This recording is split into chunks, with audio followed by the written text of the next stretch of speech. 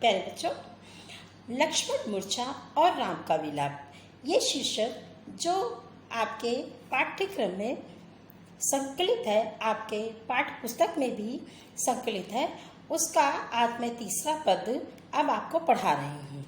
तो हम यहाँ पर देखते हैं कि तीसरा पद जो कि राम के विलाप के साथ है।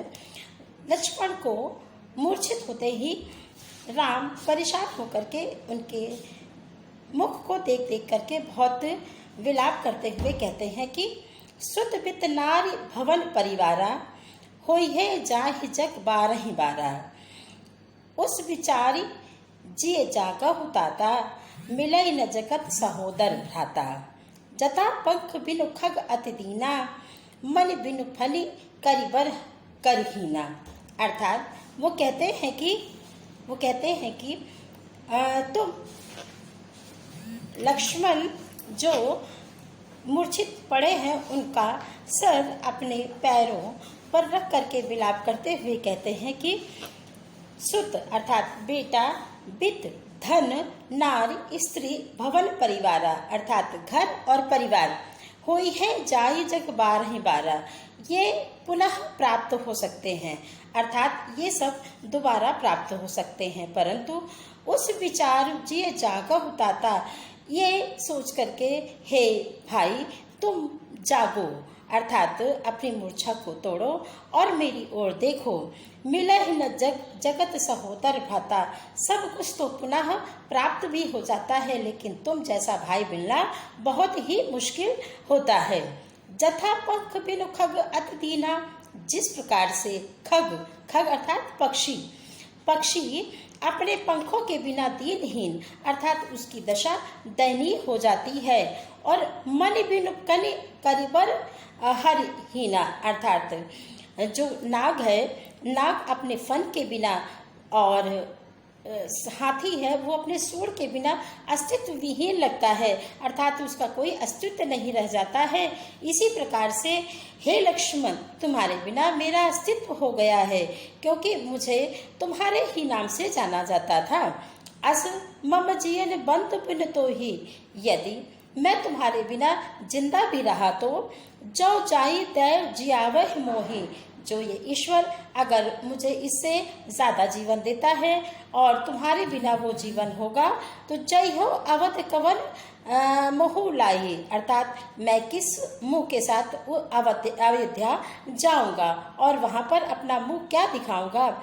नारी हे तो प्रिय भाई गवाई, वहां पर सब लोग ये कहेंगे कि ये देखो ये राम हैं जिन्होंने अपने स्त्री को प्राप्त करने के लिए अपने भाई को युद्ध में झोंक दिया अर्थात उसकी बलि चढ़ा दी। बर अपजस सहेतु जग माही, नारी हानि विषेक क्षति नाही।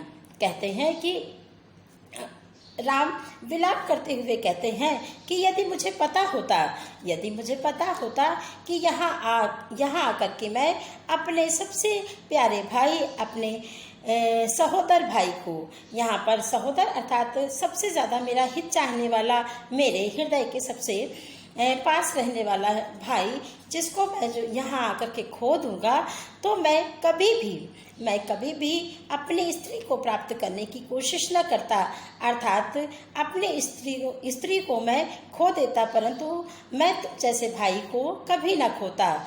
और उन्होंने कहा कि मैं अपनी स्त्री को प्राप्त करने के लिए इस प्रकार युद्ध न करता और ना ही तुम्हें युद्ध में इस प्रकार से जाने देता जिससे कि तुम मूर्छित हो जाते या तुम मुझसे अलग हो जाते। इसीलिए वो बार बार कहते हैं,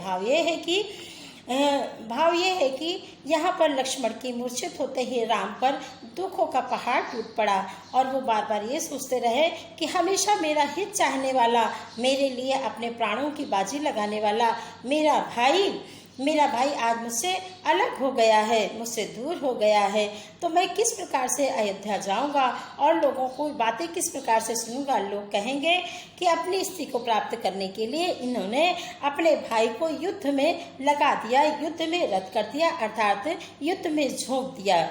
मुझे ऐसी स्त्री नहीं चाहिए। वो कहते हैं कि अगर तुम मुझे मिल जाओ, मुझे स्त्री नहीं चाहिए, मैं तुम्हें इस प्रकार से मरता हुआ अर्थात मूर्छित हुआ नहीं देख सकता हूँ। दूसरे पद में कहते हैं कि अब अपलोक शोक सुत तोरा, सह्य निठुर कठोर उर्मोरा, निज जननी के एक कुमारा, तात तासु तुम प्राण आधारा। यहाँ पर फिर विलाप करते हुए राम लक्ष्मण की ओर देख करके कहते हैं कि इस अपलोक को अर्थात तुम्हें खो देने का जो अपयस मेरे ऊपर लगेगा, उसे मैं किस प्रकार से बर्दाश्त करूँगा। मेरा कठोर हृदय ये अपयस किस प्रकार से बर्दाश्त करेगा। एक तो मेरी पत्नी खो गई और दूसरा मेरा भाई भी मुझसे बिछुड़ गया। इन दोनों अपयसों को मैं किस प्रकार से यहाँ पर बर्दाश्त करूँगा। वो कहते हैं कि निज जननी के एक कुमारा, तुम अपनी माता के एक ही पुत्र हो अर्थात उनके जीवन का आधार हो। तास तास तुम प्राण धारा, तुम उनके प्राण के आधार हो और तुम मेरे साथ यहाँ आ गए और मैंने तुम्हें खो दिया। बताओ मैं किस प्रकार से जो है उनके पास सामने जा करके उन्हें क्या उत्तर दूंगा। सौंपे से मोहि तुम्हें कही पानी, उन्होंने मुझे उठ करके मुझे समझाओ कि उन्होंने मुझे तुम्हें सौंपा था, मैं किस प्रकार से उन्हें मुंह दिखाऊंगा।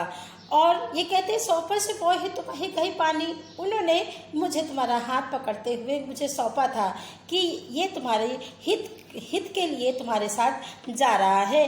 अब बताओ कि मैं उनको किस प्रकार से जो है अपना मुंह दिखाऊंगा। उतर काह दय हो तही जो ही, कहते हैं कि तुम उठो और हे लक्ष्मण तुम उठो और मुझे बताओ कि मैं किस प्रकार से सबको उत्तर दूंगा। उठ किन मोहि सिखावन भाई, हे भाई जो तुम मुझे सही गलत की हमेशा राय देते थे, आज उठो और मुझे बताओ कि मैं तुम्हारी जननी को और समस्त अयोध्यावासियों को मैं क्या जवाब दूंगा। बहुविधि सोच विमोचन, इस प्रकार के तमाम तरह की बातों को सोचते हुए स्वयं संकट को हरने वाले भगवान राम बड़े ही संकट में पड़े हुए और बार बार विलाप करते हुए लक्ष्मण का चेहरा देखते हुए विलाप करते हैं। श्रवण सलिल राजीव दल लोचन, और वो कमल नैनी अर्थात कमल के जैसे नेत्रों वाले भगवान विष्णु जो कि राम के अवतार में हैं, वो मनुष्य की तरह उनके आँखों से लगातार अश्रुधारा निकलती जाती है। उमा एक अखंड रतुराई, नर गति भगत कृपाल दिखाई। कहते हैं कि शिव पार्वती से यहाँ पर कहते हैं कि हे उमा अर्थात हे पार्वती, श्री रघुनाथ जी इस ब्रह्मांड, श्री रघुनाथ जी अर्थात रघु के शिरोमणि अर्थात रघुकुल के एक वंशज अर्थात भगवान श्री राम इस ब्रह्मांड में अद्वितीय हैं, अखंड हैं। अर्थात आज क्या है, वियोग कि समस्त वियोगों से वो रहित है अर्थात उनके लिए वियोग संयोग कुछ भी नहीं होता है, परंतु एक साधारण मनुष्य के रूप में आज वो लीला दिखा रहे हैं। आज जो वो कर रहे हैं ये उनकी मात्र लीला है और ये इस प्रकार से जैसे एक मानव अपने सहोदर अर्थात अपने प्रिय के बिछड़ने पर विलाप करता है, उसी प्रकार से आज यहाँ पर भगवान विष्णु राम के रूप में विलाप कर करके अपने भाई को याद करते हैं और साथ कहते हैं कि उन्होंने अपने भक्तों पर इस प्रकार की कृपा करी है कि अर्थात जो उनकी भक्ति पर लीन हैं उनके लिए वो इस प्रकार से रो भी सकते हैं। इस बात का संदेश भी इस पद में बहुत ही मनोरम ढंग से यहाँ पर तुलसीदास ने दिया है, जिसको पढ़ करके करुणा रस की आवृत्ति होती है और साथ में यहाँ पर भक्ति रस का भी अनमोल छठा दिखाई देती है। आगे सोठा में हम पढ़ेंगे कि जब इस प्रकार से भगवान राम विलाप कर रहे थे तो इस बात को सुन करके वहाँ पर उनकी सेना जो कि वानर और भालू इत्यादि थे सभी बाहर निकल आते हैं। तो तुलसीदास जी लिखते हैं कि प्रभु प्रलाप सुनि कान विकल भय वानर निकर, आए गयो हनुमान जिमि करुणा मह वीर रस। अर्थात यहाँ पर कहते हैं कि कि प्रभु के इस विलाप को सुन करके वहाँ पर जितने भी भालू थे, उनकी जो सेना थी, सब अपनी अपनी गुफाओं से निकल करके, जंगल के जितने भी कपि थे वो सब निकल करके आ गए और सभी बहुत ही व्यथित होने लगे भगवान के इस विलाप को सुन करके। तभी उसी समय हनुमान जी भी आ पहुँचे। तो उनका आना वहाँ पर जैसे करुण रस में वीर रस का आ जाना उसी प्रकार से प्रतीत हो रहा था। आगे कहते हैं कि हर्ष राम बैठे हनुमाना, अति कृतज्ञ प्रभु परम सुजाना। यहाँ पर हनुमान जी को देख करके राम गदगद हो उठे, प्रफुल्लित हो उठे। उन्हें ऐसा लगा कि जैसे असीम करुणा के बीच में कोई ऐसा सुखदायी एक समाचार आ गया हो या फिर सुखदायी देने वाला परिणाम आ गया है। तो हनुमान को देख करके वो इतने गदगद हुए और उन्हें अपने सीने से लगा करके कहा कि मैं तुम्हारा हमेशा के लिए कृतज्ञ हो गया हूँ, अर्थात तुम्हारे परोपकार को मैं कभी नहीं भूल पाऊंगा। ये कह करके उन्होंने उन्हें अपने सीने से लगा लिया। तुरंत वैद्य तब कीन्ह उपाय। तो जो वहाँ पर पहले से बैठे सुषेण वैद्य थे, उन्होंने तुरंत उपाय किया, अर्थात जो संजीवनी बूटी थी उसे निकाल करके उन्हें पिलाया। उठ बैठे लक्ष्मण हर्षाई, और तत्काल ही लक्ष्मण जी अपने मूर्छा को त्याग करके उठ बैठे। ये देख करके वहाँ पर हर्ष की लहर दौड़ गई, अर्थात सभी बहुत प्रसन्न हुए। हृदय नाथ पे भेटे व्रता, और तब दोनों भाई आपस में हृदय से अर्थात दोनों के दिल मिल गए, अर्थात हृदय लाई प्रभु भेटे व्रता, अर्थात सब दोनों भाई आपस में मिले और एक दूसरे को हृदय से लगा लिया। हर्षे सकल भालू कपि व्रता, अर्थात दोनों एक दूसरे से मिल करके बात करके बड़े ही कपि पुण्य वैद्य तहाँ पहुँचाना। फिर भगवान हनुमान जी ने उनको सुषेण वैद्य को जहाँ से वो लेके आए थे उन्हें घर के सहित उन्हें वहाँ छोड़ दिया। जय विधि तब ही ताई नहीं लाओ, जिस प्रकार से उन्हें लाए थे वहीं उनको छोड़ आए। ये वृतांत दशासन सुनी हो, अति विषाद पुनि पुनि सिर धुनी हो, अर्थात जब ये बात रावण को पता चली, दशानन अर्थात रावण को जब ये बात पता चली तो वो अपने सिर को पीटने लगा कि ये कैसे लोग हैं जिनको मैं बार बार पराजित करता हूँ या इन्हें मूर्छित करता हूँ और ये बार बार जीवित हो उठते हैं। व्याकुल कुंभकर्ण पहियावा, विविध जतन करी ताहि जगावा। तब उन्हें उनके मस्तिष्क में कुंभकर्ण की बात आई और कुंभकर्ण को तमाम तरह के जतन के साथ उन्हें जगाया। कुंभकर्ण उसका छोटा भाई था जो कि 6 महीने सोता था और 6 महीने जगता था और वो ढेर सारा खाना भी खाता था। जब सो जाता था तो कोई उसे जगा नहीं पाता था। तो बड़े ही जतन के साथ जो है कुंभकर्ण को जगाया गया। आगे के पद में जागा निश्चर देखो कैसा, मानव काल देख धर जैसा। वो निश्चर अर्थात राक्षस जब उठा तो देखने में ऐसा लग रहा था जैसे स्वयं काल अर्थात मृत्यु सामने आ गई हो। कुंभकर्ण बूझा कौ भाई, काहे तब मुख रहे सुखाई। तब कुंभकर्ण ने पूछा कि क्या बात है भाई, तुम्हारा इस तरह से मुख क्यों पीला पड़ा हुआ है, तुम्हारा इस तरह से, तुम तो विश्व विजेता हो, तुम तो पूरे जो है तीनों लोक विजेता हो, फिर तुम्हारा इस प्रकार से मुख क्यों सूखा चला जा रहा है। कथा कही सब देखे विमानी, जय प्रकार सीता हरिलानी। तब रावण ने उन्हें सारी बात बताई और बताया कि किस प्रकार से जगदम्बा सीता जी को वो हर लाया है।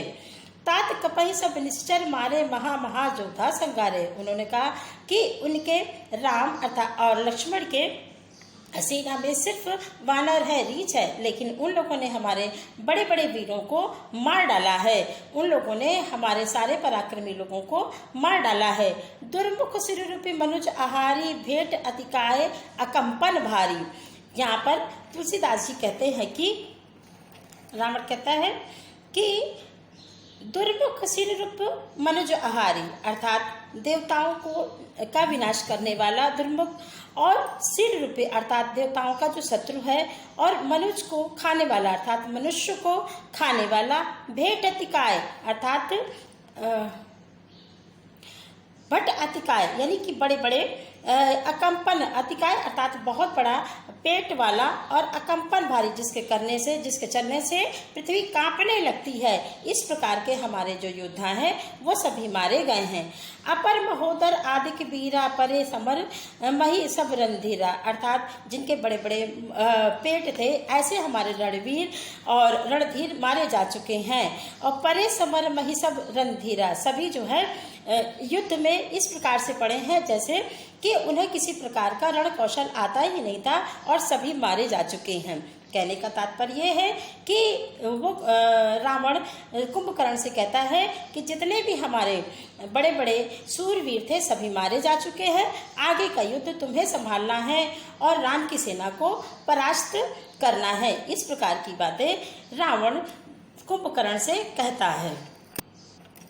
आगे दोहे में कहा गया है कि सुनित स्कंदर वचन तब कुंभकर्ण बिलखान, अर्थात कुंभकर्ण जो है वो रावण के इन सारे वचनों को सुन करके बहुत ही व्यथित हो जाता है, बहुत ही परेशान हो जाता है। वो कहता है जगदम्बा हरि आनी अब सट चाहत चल कल्याण, कि इस प्रकार से तुमने जगदम्बा का हरण कर लिया है, तुमने दुर्गा का हरण कर लिया है, अर्थात सीता माता का हरण कर लिया है, तो तुम अब किस प्रकार से चाहते हो कि ये ईश्वर तुम्हारा कल्याण करेगा, अर्थात अब तुम्हारा कल्याण असंभव है, लेकिन मैं तुम्हारा भाई हूँ इसलिए मैं तुम्हारे लिए युद्ध करूँगा।